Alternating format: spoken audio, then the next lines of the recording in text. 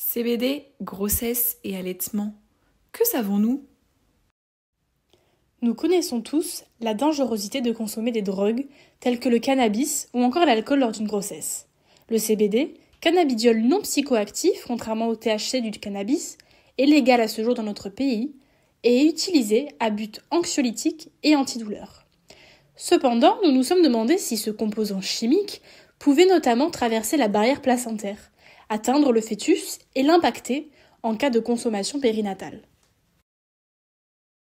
Alors que le CBD et le THC sont des cannabinoïdes exogènes, nous possédons tous des cannabinoïdes endogènes.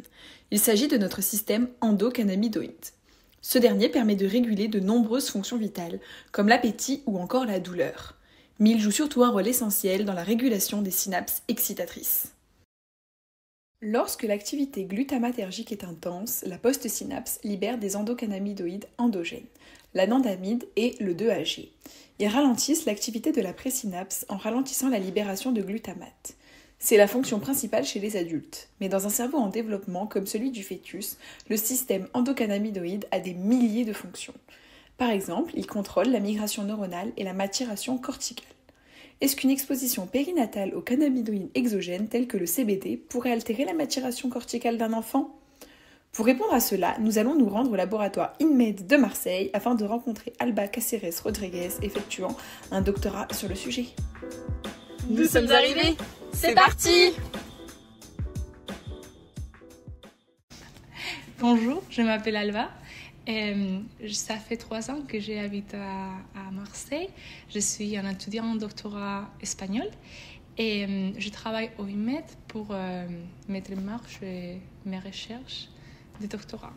Donc, notre équipe se focalise sur la recherche ou l'étude des maladies neurodéveloppementales qui peuvent être causées pour des facteurs génétiques ou des facteurs environnementaux. Pour nous, pour ce que je fais, je me focalise sur l'effet de drogue dans ce type de maladie. L'équipe d'Alba a réalisé de nombreux tests comportementaux chez des souriceaux dont les mères avaient reçu des doses de CBD pendant leur gestation. Ces tests leur ont permis de remarquer que les souriceaux exposés émettaient moins de vocalisation pour appeler leur mère. Ils ont également permis de montrer que les souriceaux exposés avaient plus de mal à rejoindre leur nid. Ils présentaient des altérations de la discrimination des lieux familiers.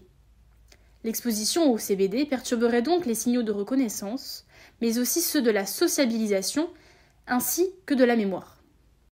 L'équipe de l'INMED étudie également l'électrophysiologie des neurones de ces souriceaux et ont pu ainsi remarquer un réarrangement des connexions neuronales par rapport aux souriceaux non exposés.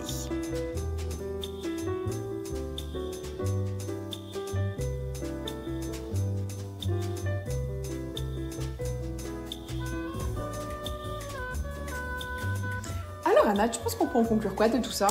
Eh bien, de nombreuses recherches, de nombreux autres tests restent à réaliser sur le sujet. Pourtant, il serait préférable de ne pas négliger les effets néfastes du CBD, notamment sur le cerveau fœtal.